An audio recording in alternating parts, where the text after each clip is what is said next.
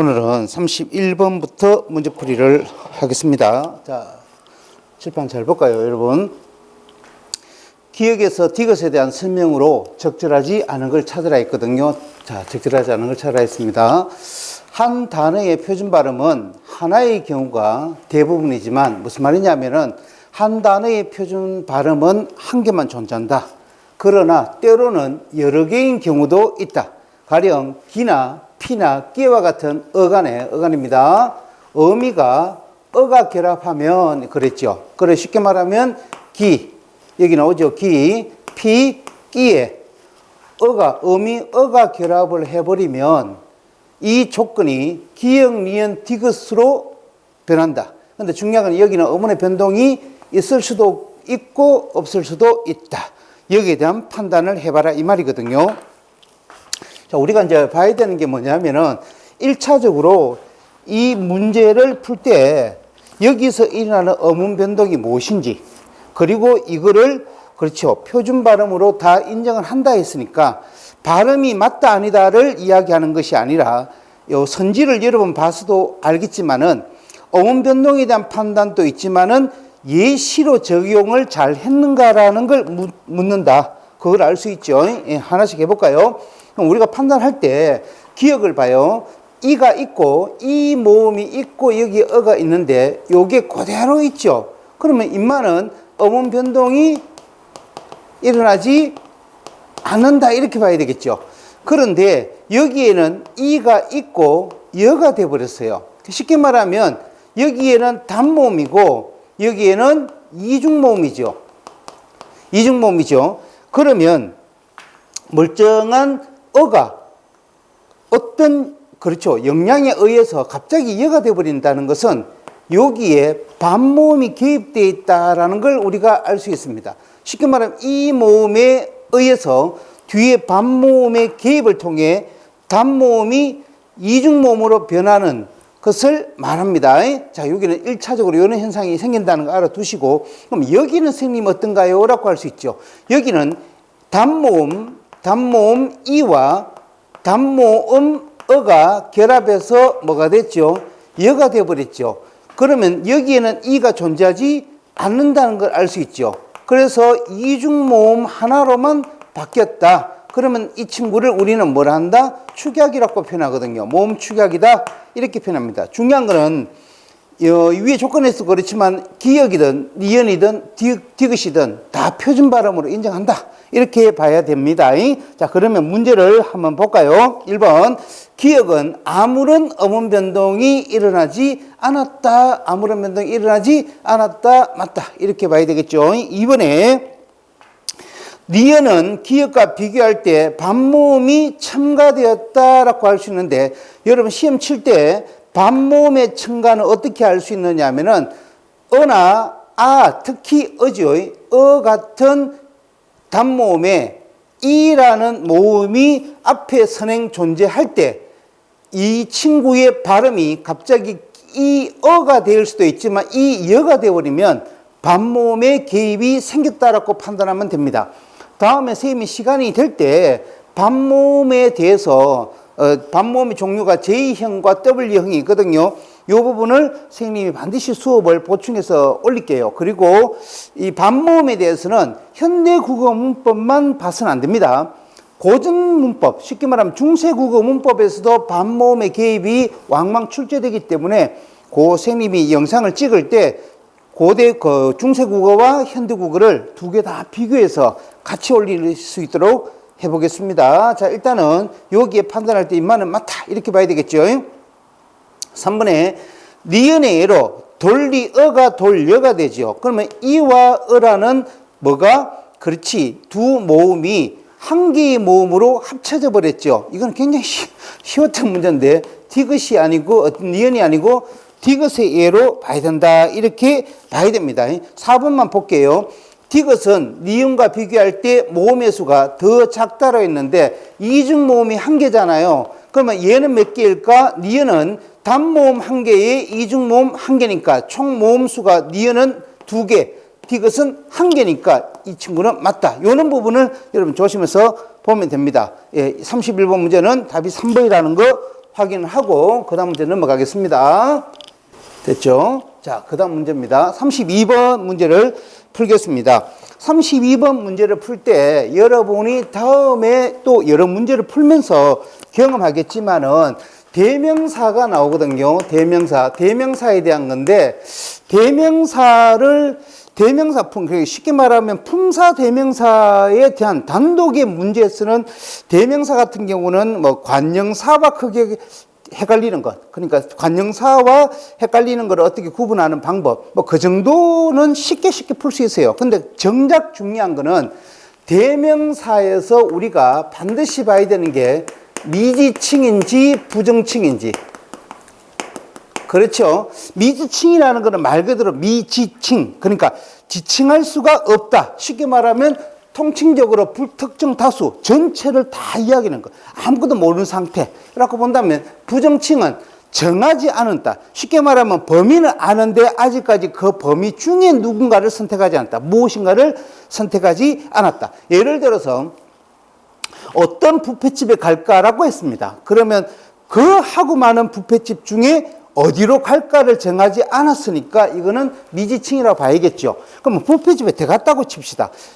음식이 한 30가지가 있어요. 너는 뭐부터 먹을래? 나는 무엇부터 먹을 거라고 무엇을 먹을지 결정하지 않았다 했잖아요. 그러니까 범위는 정해져 있는데 그 중에 하나를 선택하지 않았다는 거거든요. 그거는 미지칭이 아니라 부정칭으로 보면 되는 겁니다. 요 미지칭과 부정칭은 수능에도 출제됐을 거예요. 앞으로도 계속 여러분 접할 거니까 그러니까 개념이죠. 의미에 대한 범위, 무엇을 지칭하고 무엇을 어디까지 둘 것인가에 대한 건 반드시 숙지해 놔야 됩니다. 안 그러면 이게 뭐 단지 어떤 무엇, 누구, 어디 이런 식으로 해갖고 요거는 미지칭, 요거는 부정칭 이렇게 출제되는 게 아니라 문제에서도 보면서 여러분 느끼겠지만은 문맥에 따라 이게 상황이 달라집니다. 그렇기 때문에 항상 그 범주의 의미를 정확하게 여러분 인지해 놓는 게 가장 중요하다고 봐야 됩니다.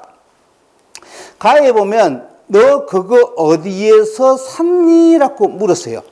그러면 민희의 입장에서는 어디가 도대체 어딘지를 모른다는 거죠. 즉 화자가 모르는 장소를 제시했다 이렇게 본다면, 나에 보면 어디에 있든지 나는 늘 찾을 거야 라고 했죠. 여기에서는 어떤 장소를 콕 집어 가리키지 않았다. 단지 네가 있을 어떤 장소라는 인지적 요소는 가지고 있다. 그러나 그 장소를 지금은 구체화할 수가 없다라고 봐야 됩니다. 요 두 개의 의미를 바탕으로 하되 문제에서 요구하는 것은 가가 아니라 나에 대한 의미로 찾자. 그 예시 적용을 찾자라고 했으니까 그 다음 거를 봅니다. 보면 기억, 리은 나오죠? 기억. 누구세요? 그랬죠. 누구세요? 그랬어요. 초인종 소리를 듣고 누구세요? 그랬죠. 엄마는 그 사람이 누군지를 알아요? 몰라요? 모르지요. 그렇기 때문에 얘는 가에 대한 겁니다. 그렇죠? 자, 어머니 저예요 해가 쭉 나오는데 들어오는 엄마가 음식 준비라는 걸 보고, 자, 조심해야 됩니다. 보고 무얼 만드세요라고 했지요. 보는데도 모른다는 거죠. 얘는 까맣니? 자, 무엇이라고 나오니까 얘도 가가 되는 겁니다. 됐죠? 그 다음에 잡채를 만들고 있어 손님이 오기로 했거든. 그래요. 오는 사람이 누구예요? 얘는 오는 사람이 누군지를 모르는 겁니다. 이것도 가에 해당한다.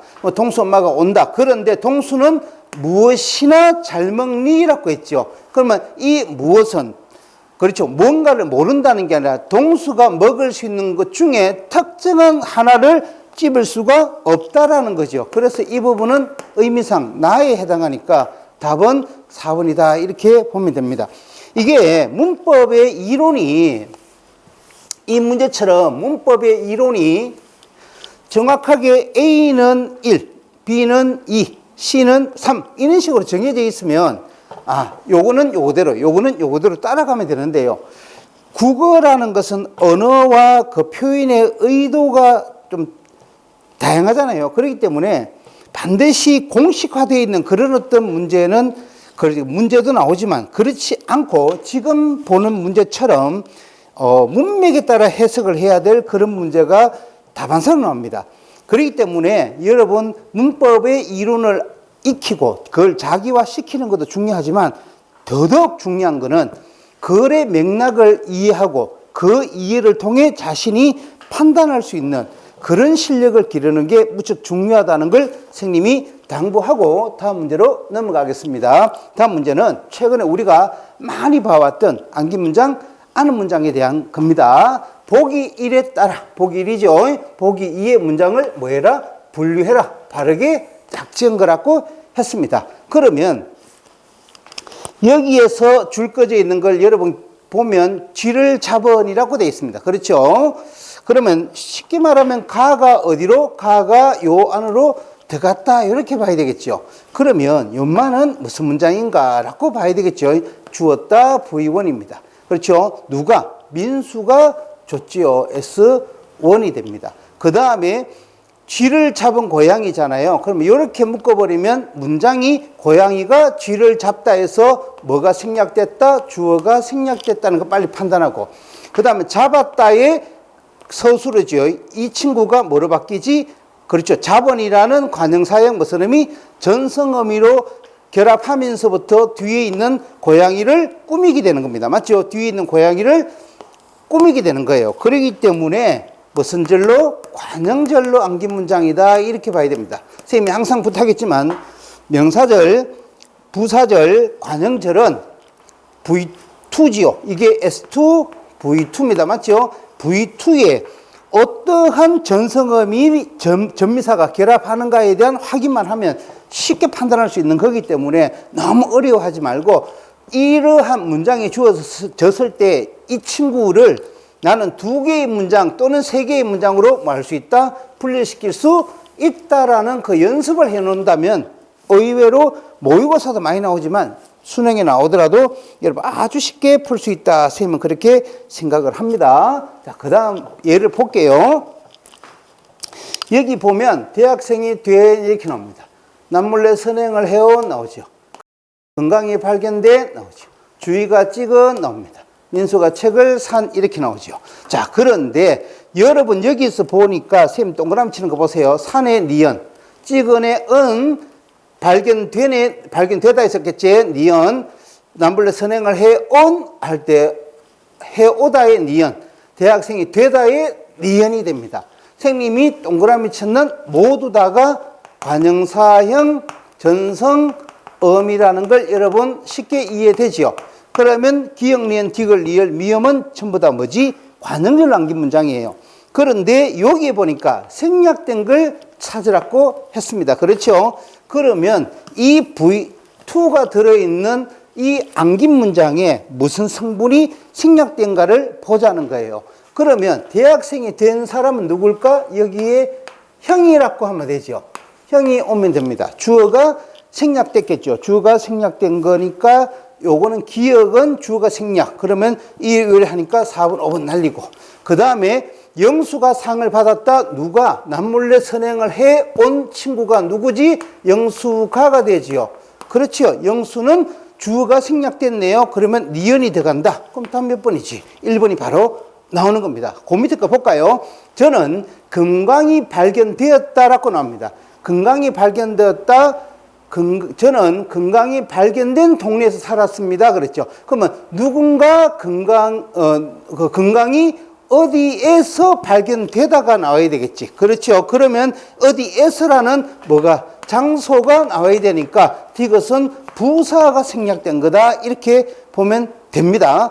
미음을 보면 철수가 책을 샀어요. 어디에서 샀는가가 나와야 되겠죠. 그래서 디귿 미음이 뭐다? 부사가 생략된 거다. 이렇게 확인할 수 있습니다. 이해됐죠? 그래서 답이 1번이다. 이렇게 보시고 그 다음 문제로 넘어갑니다. 여러분 그 암긴 문장, 아는 문장 공부할 때 문제를 풀 때는 선생님이 저번에도 부탁했지만 암긴 문장, 아는 문장을 판단하는 것도 중요하지만 거기에서 생략된 성분이 무엇인지 또는 아는 문장과 암긴 문장의 관계에서 누가 누구를 지칭하는지 그런 부분, 쉽게 말하면 여기에 형과 여기 부사가 형이잖아요. 이 친구는 아는 문장에 뭐가 된다? 암긴 문장에 주어가 된다는. 그러면 이 친구가 여기에 주어가 될 수 있느냐?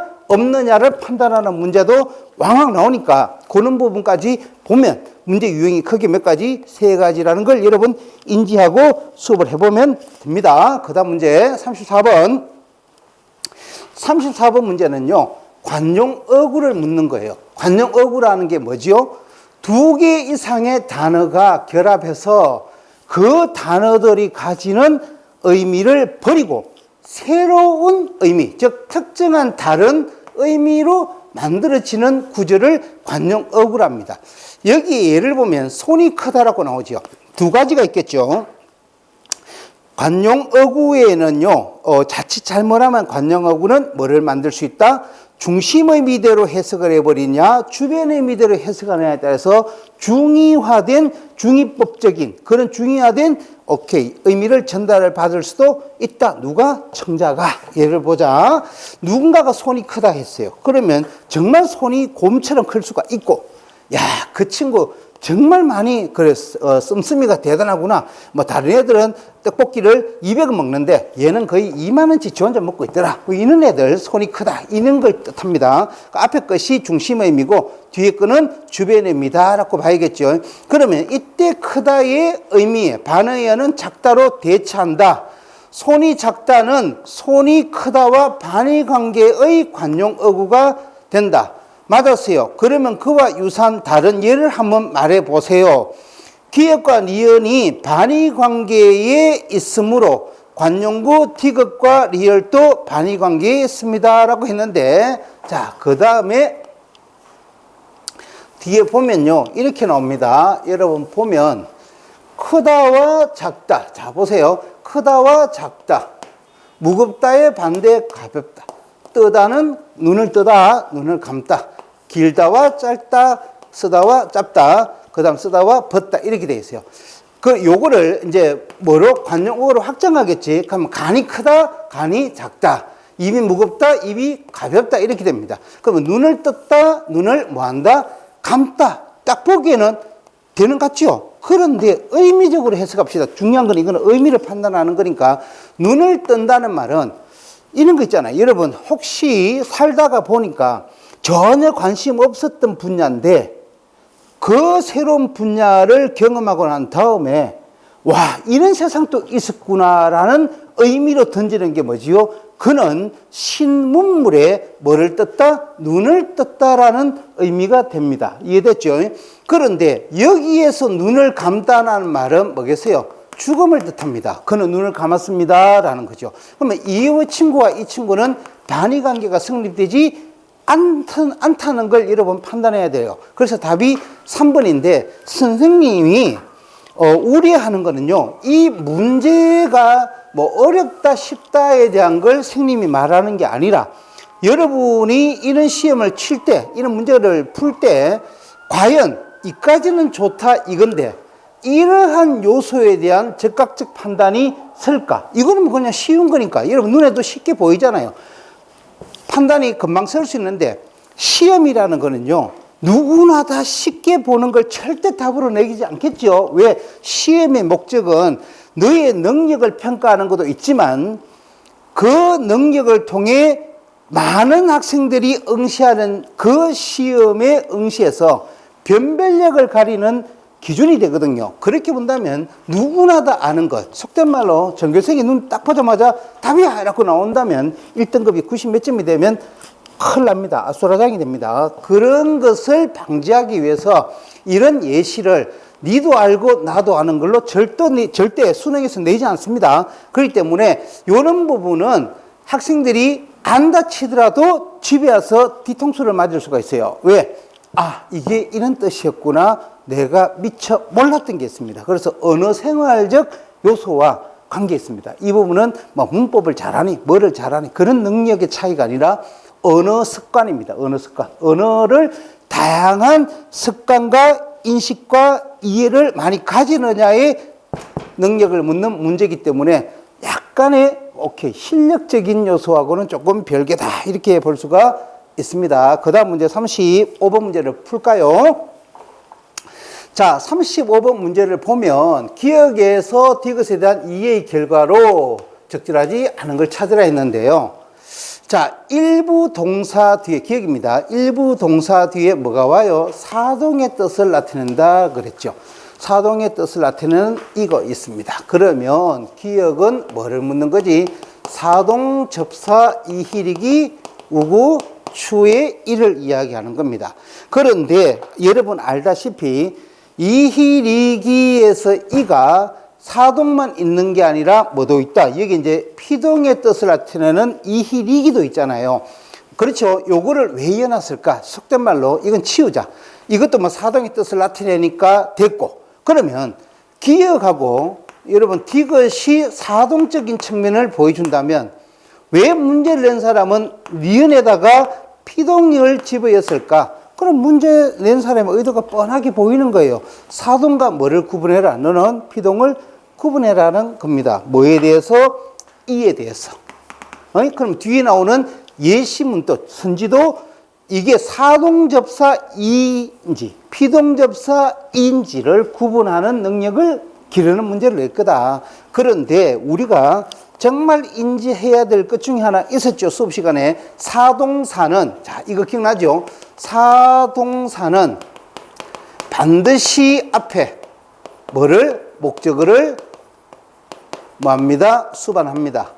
기억나죠? 예, 이거를 여러분 잊어버리면 안 됩니다. 무엇을 기울이다. 자, 해볼까요?